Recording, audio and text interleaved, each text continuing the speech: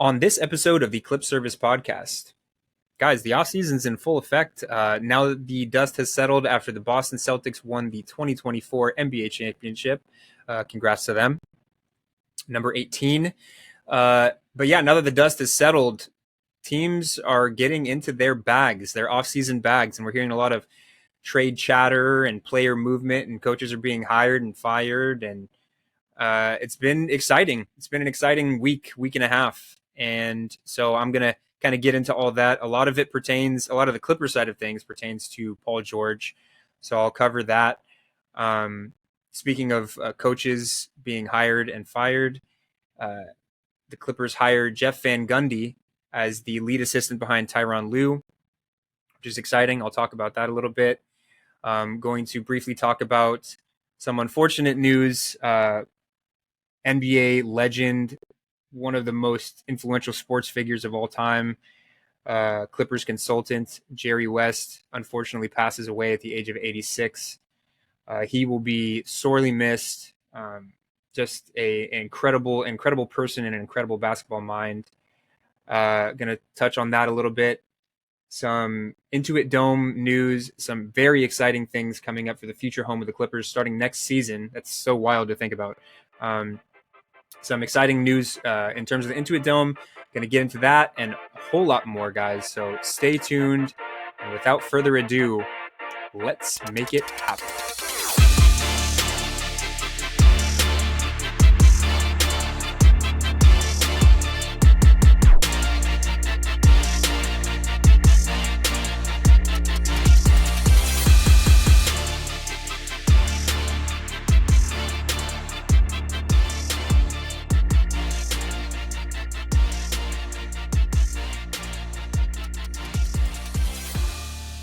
What is going on, Clipper Nation, and welcome to the Clip Service podcast. I'm your host, Nick Jacobs. As my co-host Roland normally says up top, you can find us on Spotify, Amazon Music, Apple Podcasts, Deezer. Check us out on YouTube. Get at us on Instagram and on Twitter at Clip Service Pod. Give us a follow, comment, like, subscribe. Tell us what you think of the show. Tell us what you think of the off-season, all these trade rumors so far. We'd love to hear from you. Thank you guys so much for tuning in. But yeah, guys, the offseason is starting to heat up a little bit. Things are starting to get a little spicy. Nothing's really happened yet, but as we know, most of the fun in this offseason is, sources say this person's going here, or this person feels like they're being slighted and they want to go here, but this and this and this, blah, blah, blah. It's the chatter that's the fun of it all, because we can kind of get out our NBA trade machines and theorize on what we think is going to happen, and then it normally ends up being something completely different. Especially with the Clippers, I feel like they're notorious for making that home run play that nobody ever expected. So we'll see if it's more of the same here in this offseason. A lot of news, specifically involving one Paul George, in terms of Clipper related topics. So I'm going to get into all of that a little bit later on in the show. He went on his podcast and had some interesting quotes. So I'm going to give my opinions on those. Most of what we're going to be talking about today is going to be involving the off season so far. And as you guys have probably noticed, Rolla is not going to be here today. He is currently having the time of his life in Greece, so very happy for him. But I'm going to hold it down here for you guys today, so have no fear, because I'm here. We're going to talk a little bit about the Jeff Van Gundy hire. For those of you that don't know, Jeff Van Gundy was brought in as the lead assistant coach under Tyronn Lue. So we're going to break that down a little bit, what that might mean for the Clippers. I was going to get into some draft talk today, but I think I might save that for I might be putting out an episode on draft day early in the day. We'll see. Just strictly based on the fact that I don't know what our draft pick is going to be. Currently, as it stands right now, we have the 46th pick in the second round, which isn't great, but all-star players, generational players have been drafted in the second round before. We've seen crazier things happen, but with all that being said, with all of the chatter about Paul George and, all the things that could theoretically happen in this offseason in terms of trade and player movement. We might not have, we might have, more draft picks, or we might lose our current second round draft pick. I don't know. So I'm going to talk about that maybe at a later time. But yeah, a couple things to go over. The first of which, unfortunately, is a little bit sadder. For those of you that do not know, a couple weeks ago, NBA legend, the logo, one of the most influential sports figures of all time, Mr. Jerry West, passes away at the age of 86. I think he had been with the Clippers for the last 4 years, 5 years, 4 years, as a front office executive consultant. He was really important. He played an important role in kind of being in Steve Ballmer's ear about a lot of things. I know that they became very close, and Steve Ballmer being more of a businessman, not as much of a basketball mind. I think that was a really important role and a really important relationship between the two. And there's no better person to kind of learn the ropes and understand basketball than Jerry West. So, I think his impact on this organization, obviously it's not very clear cut because, he didn't have a specifically defined role. But, when he came over, I remember when the news came out that he came to the Clippers, just based on the success that he had as an executive with the Golden State Warriors and the Grizzlies and obviously the Lakers. It was just an exciting thing to hear. Just to have that basketball knowledge in our front office is, it's invaluable. And I know that he played a big role in, bringing Kawhi and Paul George in and making the transition from Lob City to the 2-1-3 era seamless. There was about a year and a half or a season and a half where we were kind of in a retooling, rebuilding mode, but we immediately became a competitive, contending team. When we acquired those players, and I know that Jerry West had a big hand in that. Obviously, his most important stop in his career was with the Lakers, both as a player where he won a championship and as an executive where he had, he was the most important voice in drafting Kobe, bringing Shaq over, creating that iteration of the Lakers dynasty. There was a little bit of a falling out between him and the Buss family, but I know that, real Laker fans know how important he was, in his entire time as a Laker, both player and executive. And, his impact cannot be understated. As I mentioned, he was with the Golden State Warriors as an executive, had a really big part in building that dynasty up, and spent some time with the Memphis Grizzlies as well, and helped them add talent and become like a playoff team and, become a competitive team, a more competitive team. And, the dude was just successful everywhere he went. And he went on the Paul George, on podcast P a while back and said, this was just kind of the person that he was. He went and said, I want to be remembered for, I don't have the exact quote in front of me, but he said something along the lines of, I want to be remembered for, kind of doing things the right way. And, working hard. And, he did that. He lived and breathed basketball. He loved the game. He understood the game in a way that most people don't. And his resume, it shows that. And from everything that I've heard and everything that I understand, he was an even better human being, just, treated people with respect. And, unfortunately, for whatever reason, in some circles, he's kind of painted as this like curmudgeon, this like grouchy old man. But, I really don't think that was the case. I unfortunately wasn't able to go to any games last season. I've been so busy. So I hadn't really had the chance to see him during that time. But a few seasons ago, prior to that, me and my dad had season tickets. We would go to all the games, and where our seats were, we would sit, by the tunnel, and that was kind of where Jerry West would hang out. And, if you give him a wave or, smile at him or, just say hi, he was always so cordial and, always so willing to greet you and have a quick conversation about basketball. And during the games that we couldn't make it to, we would give our tickets to some of my friends. And actually, there was one game where a Clip Services own Connor Bell, one of our friends, Aaron, went to a game, and I said, you're probably going to see Jerry West. You should take a picture with him. Like, he's super approachable. I'm sure that he would be, you know, more than happy to take a picture, or at least just say hi and chat maybe. And and they were kind of skeptical about it, and I said, no, just try it. And lo and behold, an hour into the game, I get a picture of them taking a selfie with Jerry West, and they're all smiling ear to ear. And he was just a really, really special person. And beyond basketball, he was just a really good guy, and he will be missed tremendously. So rest in peace to a legend. To kind of pivot to something that Jerry West probably wouldn't want to talk about at all, the Boston Celtics win the NBA championship, the 2024 NBA championship. That was really cool to see, in my opinion. I don't have a whole lot of stake. I didn't have a whole lot of stake in this particular finals series, just considering how far removed the Clippers were from it. But and there's a lot of opinions. Rolla can tell you.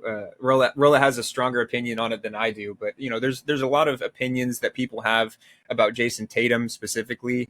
But that duo between Tatum and Brown in general. But Tatum specifically, just in terms of,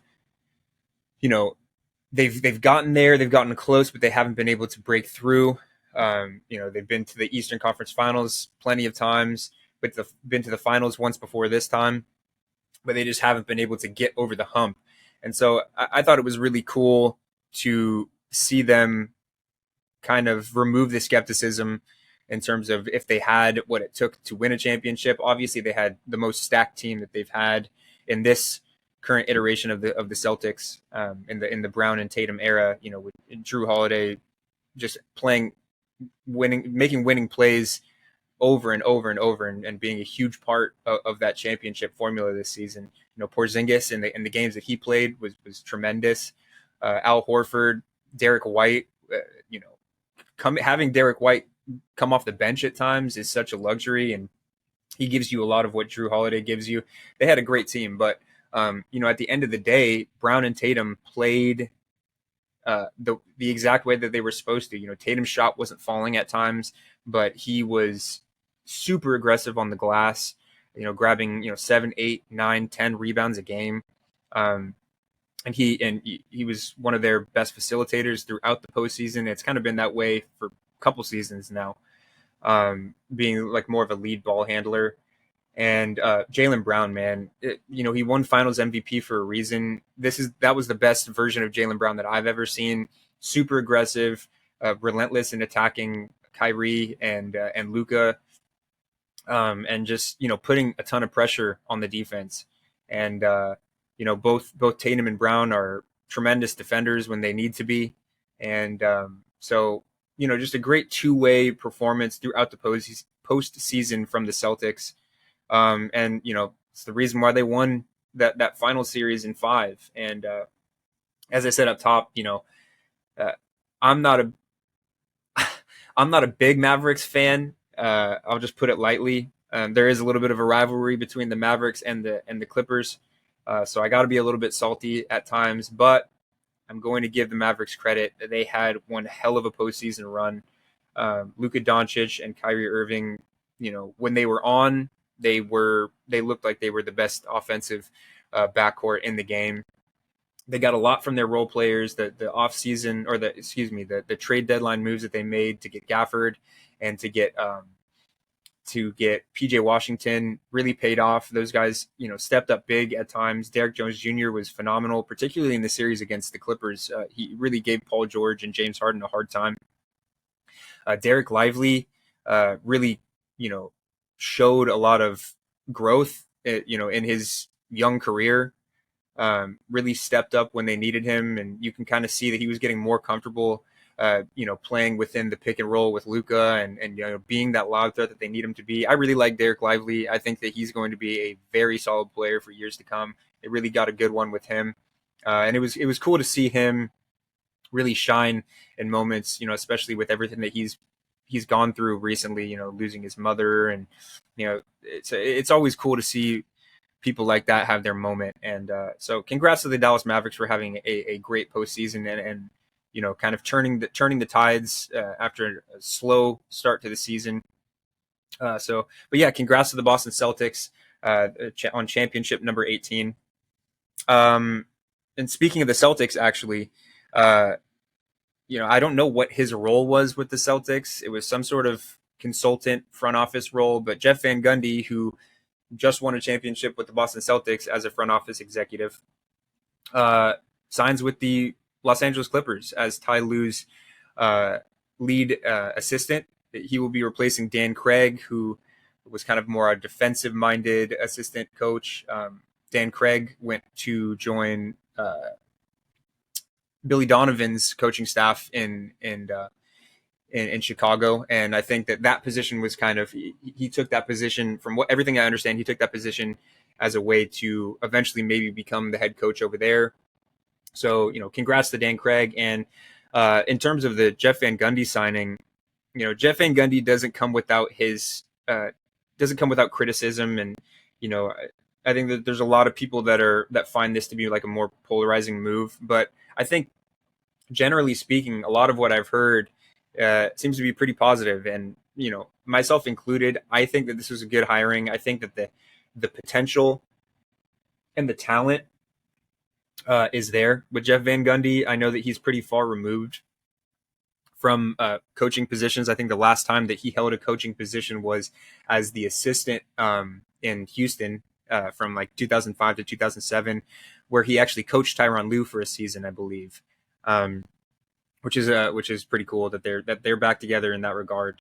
And prior to that, he was the head coach of the Knicks, led the '99 Knicks to the finals to take on the Spurs. I think that might have been the Spurs' first championship. I don't know for sure. My basketball history is not great, but that's what I think. I think that's right.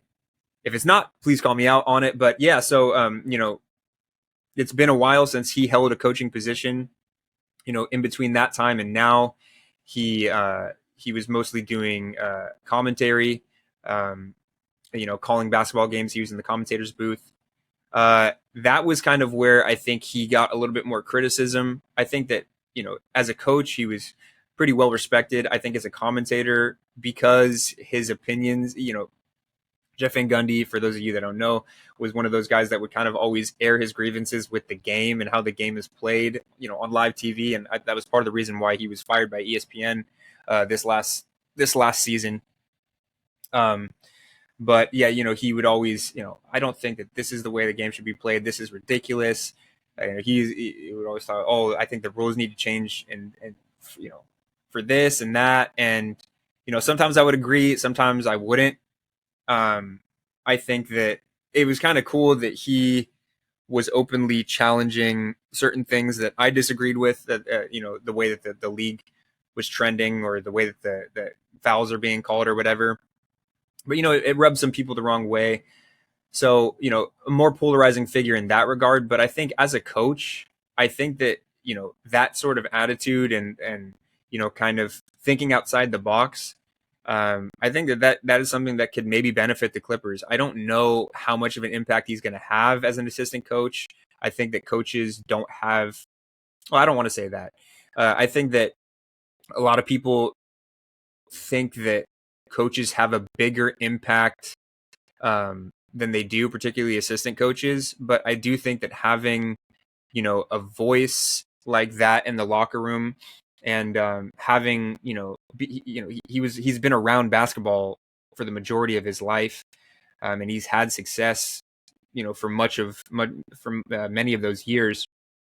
And so I think having that experience and having someone that can kind of think outside the box a little bit, whereas, Ty, from everything that we understand, is a little bit more traditional in his, basketball thought process. And he likes having the pure point guard, and likes having, clear and, for the most part, clear-cut roles for his players. And So I think it'll be cool to have a different style, a different coach stylistically in the as a part of our staff. So that'll be cool. Like I said, I don't know how much of an impact it's going to have, but I think that based on the talent that was available, I know a lot of people were talking about Frank Vogel or um, I don't really know who else was available. Monty Williams wasn't available at the time, but I think that given who was available, I like Jeff Van Gundy in that role. So we'll see how it goes. I'm excited for it. Guys, we're going to take a quick break, and I'm going to jump right into some Intuit Dome talk. There's some big things coming up for the Intuit Dome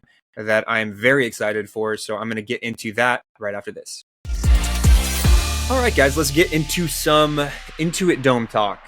For those of you guys that don't know or haven't seen the videos that people have been putting out from the inside of the arena, the Clippers' new arena, this place looks legit. The seats are all in place, and the Halo board or that big jumbotron is coming together. The wall, as they call it, that continuous section of supposed to be all Clipper fans. Nobody with an opposing jersey is allowed in. That's looking awesome. They've come out with a menu on the food that they're going to start serving. I think it was a little over the top. They're going to serve like sushi burritos, and they got a recipe, this like Bavarian pretzel recipe. They went to somewhere and got some nice recipe for pretzels. It's very extravagant. It's very Steve Ballmer.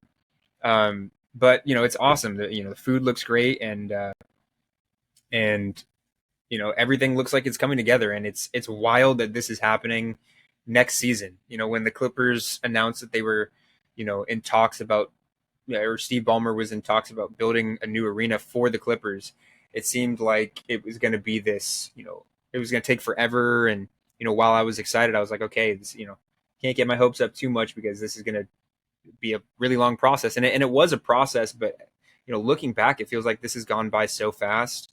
And it's a trip that it's happening next season. And I couldn't be more excited. And it looks awesome. For those that haven't seen it, there's going to be a indoor court for fans to play, and that's coming together. That looks like it's pretty much done. That's awesome. They're doing this really cool thing where they have this hallway where they're hanging up jerseys from every high school in California, and so that's coming together. From the pictures that I've seen of that looks awesome. I think that's a really cool way to support the state and the basketball, the basketball history and the basketball talent that comes out of California, and specifically Southern California. And it's just, Steve Ballmer really spared no expense, and it looks like everything that you could ever want it to be. And so I'm really excited for that. Even more excited to hear that recently they just announced that Intuit Dome is going to house. This is also insane that the Olympics are going to be in Los Angeles in 2028. That's going to be a nightmare, traffic wise, and just based on the current infrastructure in Los Angeles. But I'm excited. But it was just announced that the Intuit Dome is going to house the basketball tournaments, men's and women's, for the Olympic Games. So that is incredible.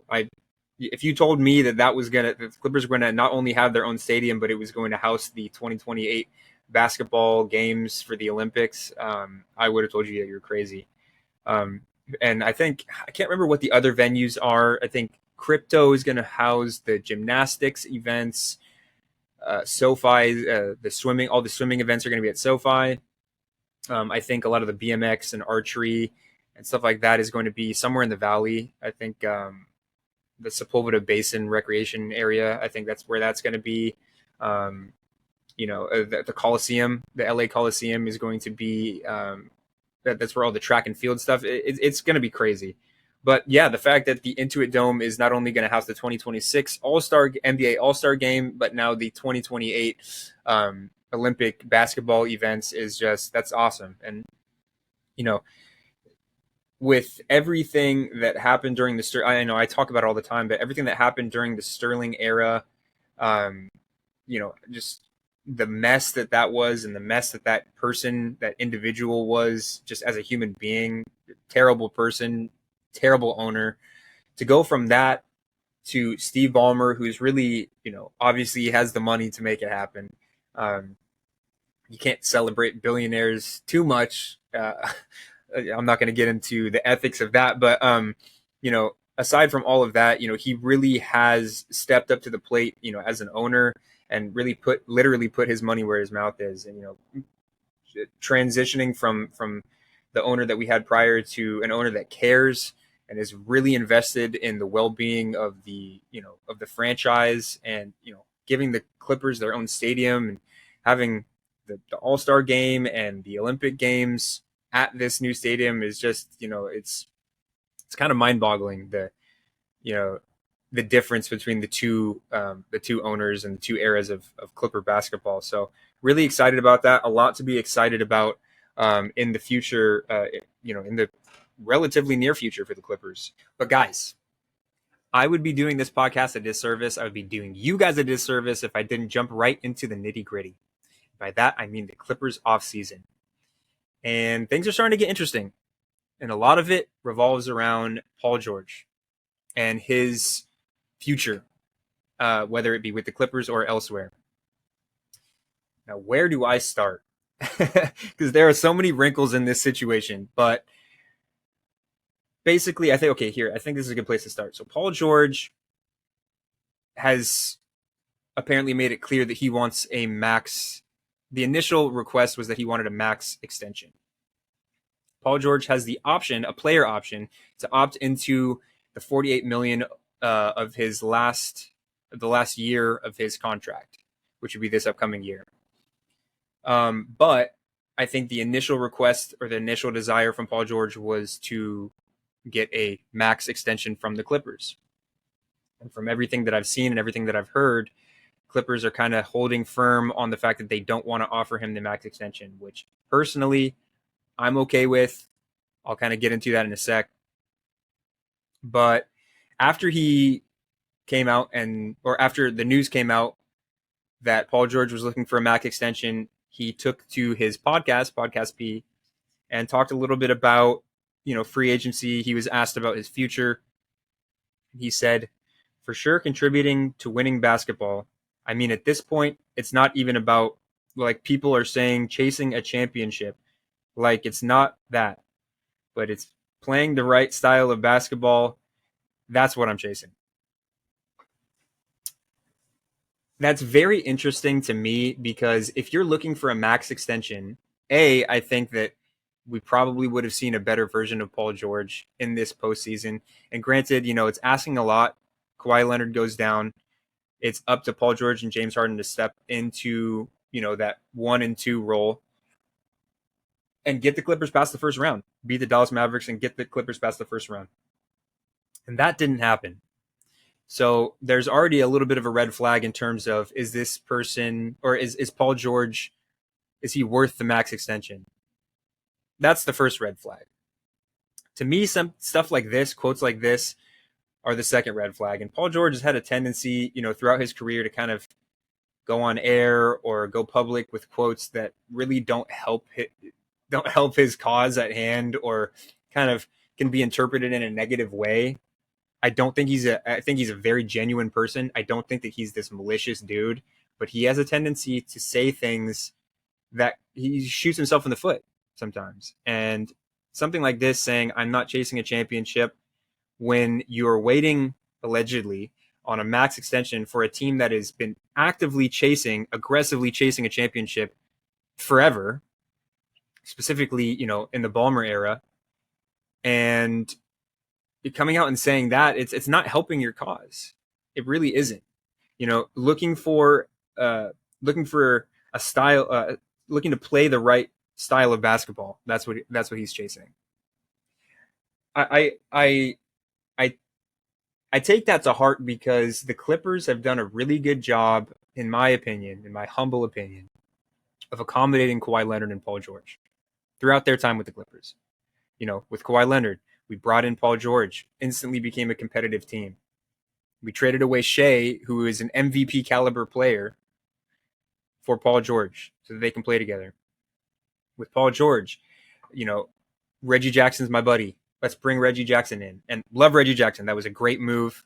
Clipper legend. Will always have love for Reggie. But bringing in, Patrick Patterson and bringing in John Wall and then bringing in Russ, all these guys that are close to Paul George, we accommodated Paul. We've been accommodating Paul George pretty much every step of the way.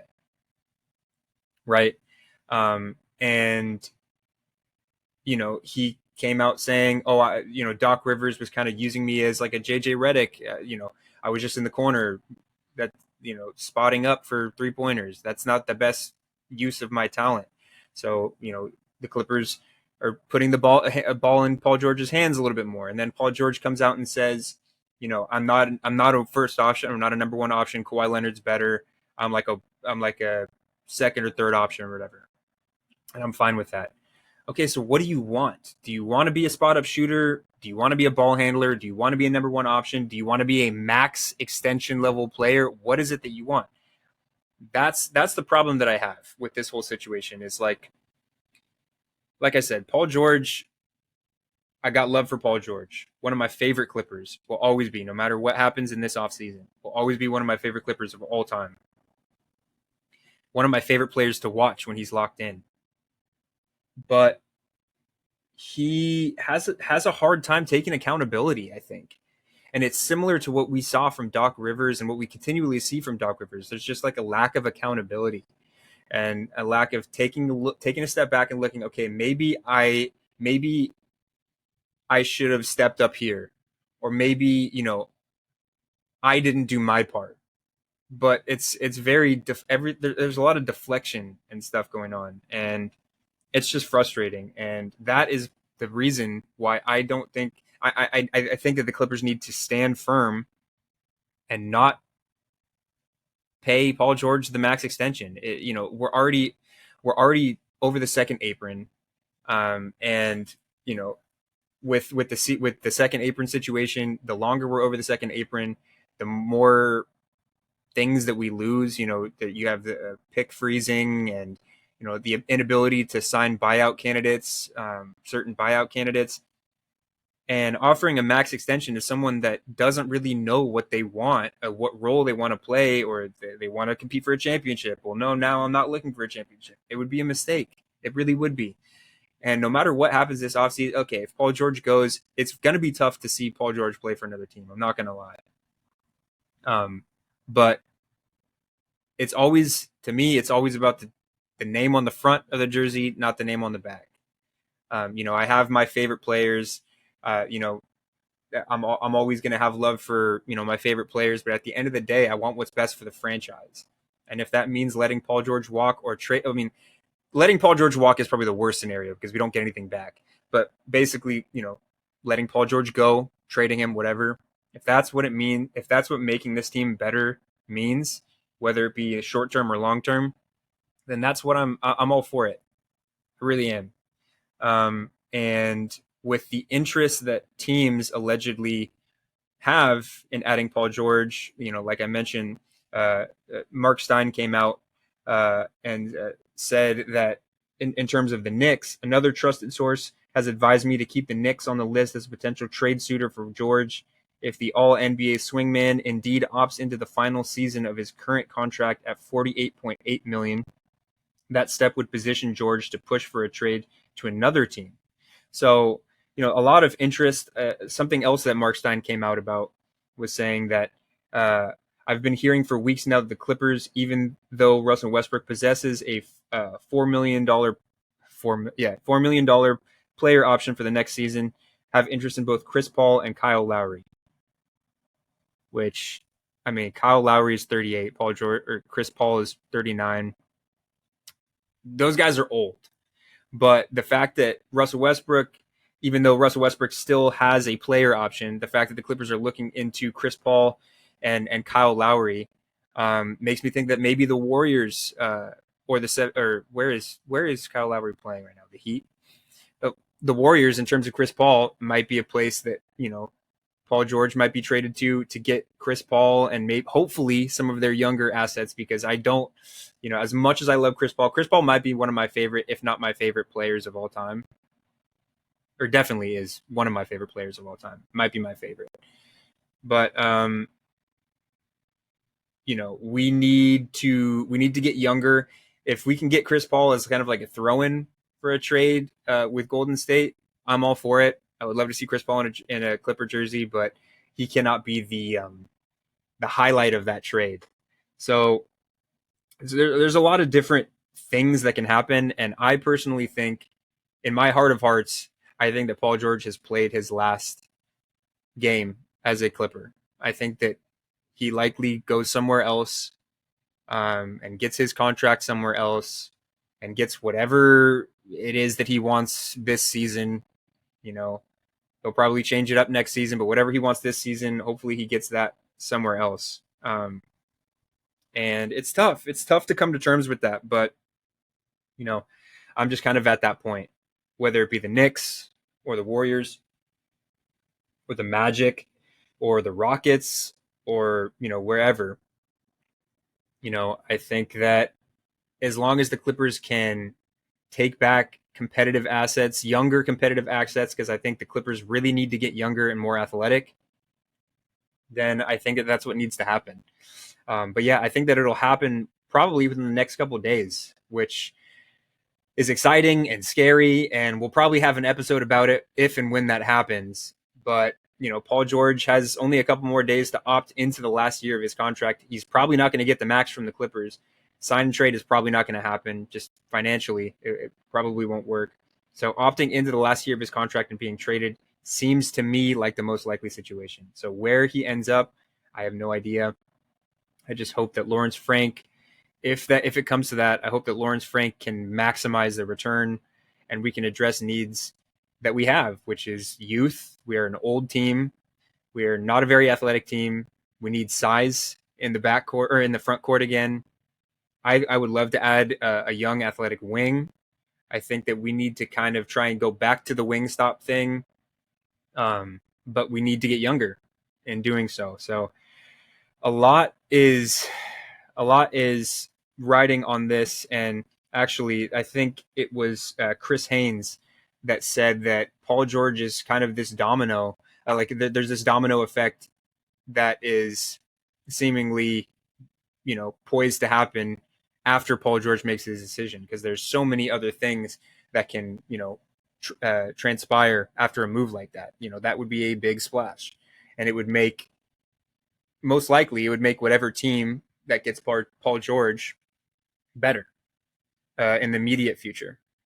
So, yeah, we are keeping our eyes firmly fixed on this situation here at Clipper Nation, and I'm excited. Like I said, I'm excited. I'm nervous. I'm going to release my emotions about the Paul George situation once we get a final answer, and that'll be, for another episode. But things are getting interesting, guys. In terms as far as other offseason stuff regarding the Clippers, like I mentioned up top, Kyle Lowry, which I love K Low, but he's old, and I don't think that we need to go out and try and break our backs trying to straight up sign Kyle Lowry or Chris Paul. Like I said, I think if they're kind of throw-ins for in a future trade package, I'm all for it. Especially if Russell Westbrook opts out of his player option and goes somewhere else where he gets a little bit more playing time or he can start. I wouldn't mind having someone like that come off the bench, but we need to get younger. Terrence Mann still needs to be in the starting lineup. The whole James Harden situation is a different animal, and I think that we'll know what happens with that. For those that don't know, James Harden is also a free agent. So I think what happens with him and his future with the Clippers is largely predicated off of what happens with this Paul George situation. As Chris Haynes mentioned, it's a domino effect. So we shall see, guys. I love and hate this part of the offseason because I'm constantly waiting for that Woj bomb. And as long as we can still retain our young players, Terrence Mann, Bones Highland, Kai Jones, to a lesser extent, guys like Kobe Brown, and Jordan Miller, Brandon Boston, who I still have high hopes for Brandon Boston. A lot of people are kind of bowing out of the Brandon Boston, the Brandon Boston hype train. I'm still firmly riding shotgun But as long as we can keep our young players and maybe bring in some younger players as well, I'll love it. I'll love whatever happens, unless it's a horrible trade. Then we'll talk about that on next episode. But guys, I think that kind of does it for this episode. Like I said, next episode will kind of be predicated on what happens in the next couple weeks or next couple days. So stay tuned for that. Thank you guys so much for tuning in. As I said up top, you can find us on Spotify, Amazon Music, Apple Podcasts, Deezer. Check us out on YouTube. Get at us on Twitter and on Instagram at Clip Service Pod. The offseason is in full swing, and we are here for it, guys. Thank you so much. And as always, go Clips.